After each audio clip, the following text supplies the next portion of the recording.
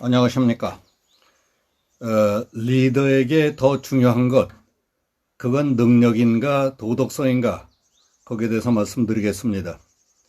문재인 대통령은 국회 인사청문회 과정에서 야당은 물론 여당에서조차 부적격 의견을 제기했던 임혜숙 후보자와 노형욱 후보자를 예정대로 장관에 임명 강행했습니다. 이런 식으로 국회 인사청문회 부정적 평가를 무릅쓰고 대통령이 장관급 공직자를 임명 강행한 것은 이번이 31명째입니다. 그리고 그런 부적격자를 장관 후보자로 정한 것부터 인사 실패라고 하는 여론에 대해 대통령은 인사 실패라는 표현에 동의하지 않는다. 능력은 제쳐두고 흠결만 따지는 무한주기식 인사청문회라고 오히려 청문회를 비판했습니다.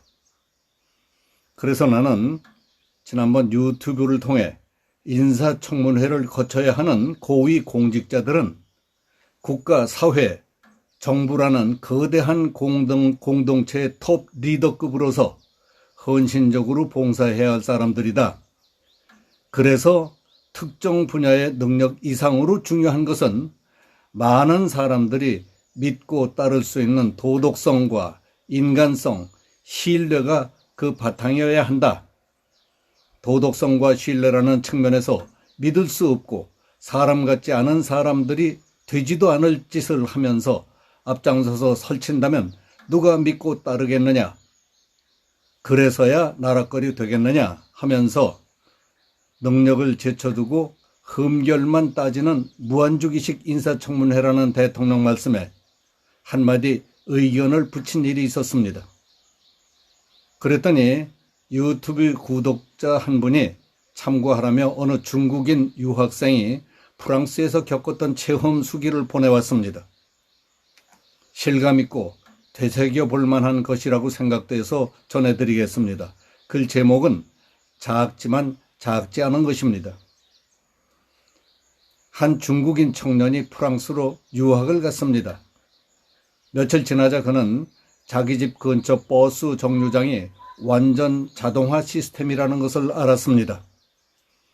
버스를 이용하는 사람들은 알아서 돈을 내고 티켓을 사지만 표검사는 어쩌다 가끔씩 하더랍니다. 그래서 청년은 티켓을 끊지 않고 버스를 타더라도 걸릴 확률이 극히 적겠다 하는 생각에 티켓을 끊지 않고 버스를 타고 다녔습니다. 양심에 좀 걸리기도 했지만 가난한 유학생인데 뭘 하는 마음으로 위안했었답니다. 몇 년 후 그 청년은 명문대학을 졸업하고 파리에 있는 다국적 기업 여러 곳에 지원했습니다. 학업 성적도 좋았고 지원한 곳이 마침 아시아 지역으로 시장을 넓히려 한다는 걸 알았기 때문에 그는 은근히 자신하고 기대를 했답니다. 그러나 상황은 기대했던 것과는 영 다르게 흘러갔습니다. 이력서를 보고 처음에 환영을 했던 회사가 시간이 지나자 그에게 함께 일할 수 없다는 통보를 해왔답니다. 그런 일이 자꾸 반복되자 그는 다국적 기업에서 중국인인 자신을 차별한다고 생각했습니다.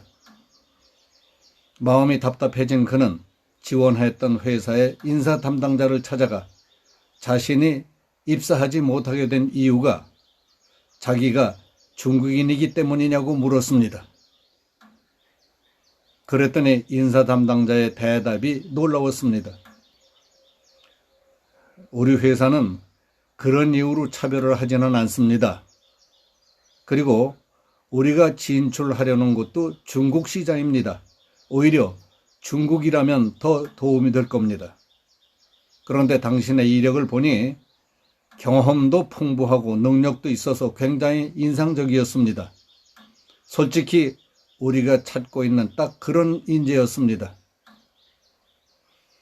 아니, 그런데도 저를 받아들이지 못하겠다는 이유가 무엇입니까? 당신의 신용카드 기록을 확인해 보니 버스 티켓 때문에 3번씩이나 벌금을 물었더군요. 예, 그런 일이 있었습니다. 그러나 그런 작은 일 때문에 신문에 논문을 발표할 만큼 능력 있는 사람을 뽑지 않겠다는 겁니까? 그것이 정말 작은 일이라고 생각하십니까? 우리 생각은 다릅니다. 프랑스에 온 지 일주일 만에 티켓을 사지 않아서 벌금을 물었을 때에는 프랑스의 자동 발권 시스템에 익숙하지 않아서 그렇다고 이해할 수 있었습니다. 그러나 그 이후에도 2번, 3번 티켓 때문에 벌금을 물었다는 건 그건 좀 얘기가 다릅니다. 그때는 정말 돈이 없었거든요. 아닙니다. 당신 말에 동의할 수 없어요. 제가 그 정도도 모를 것이라고 생각하십니까? 당신은 3번의 벌금을 물기 전이나 후에도 여러 번 버스를 공짜로 타고 다녔을 겁니다. 그렇다고 해서 그 일이 죽을 때까지 꼬리표처럼 따라다녀야 하나요? 왜 그렇게 빡빡하십니까? 제가 바뀔 수도 있는 것 아닙니까? 그렇지 않습니다. 당신의 행동은 2가지를 말해주고 있습니다. 하나는 당신은 규칙을 존중하지 않는 사람이라는 겁니다. 법이나 시스템의 허점을 고의적으로 악용했지 않습니까? 또 하나는 당신은 신뢰할 수 없는 사람이라는 겁니다.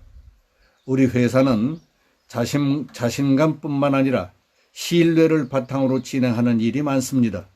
특정 지역 시장 개발 담당자에게 회사는 많은 권한을 줍니다. 마치 자동화 시스템처럼 사람의 양심을 믿고 운영하는 회사입니다. 그런데 당신과 같은 사람에게는 이런 일을 맡길 수 없다는 판단입니다. 이런 이유로 우리는 당신을 고용하지 않은 겁니다. 아마 유럽이 아닌 곳에서도 당신이 일할 곳이 있을지 의문스럽습니다. 그는 머리를 한 대 맞은 것처럼 멍해졌습니다. 무엇보다도 인사 담당자가 마지막으로 남긴 말에 그는 양심의 가책과 함께 두려운 생각까지 들었다고 했습니다. 도덕성은 지식의 부족함을 어느 정도 보완할 수 있는 것이지만은 똑똑하다는 것은 절대 도덕성의 부족을 메꿀 수 없습니다. 도덕성은 지식의 부족함을 어느 정도 보완할 수는 있지만 똑똑하다는 것은 절대 도덕성의 부족을 메꿀 수는 없습니다. 적어도 지도자들은 도덕적이고 청렴해야 합니다. 인간적이어야 합니다.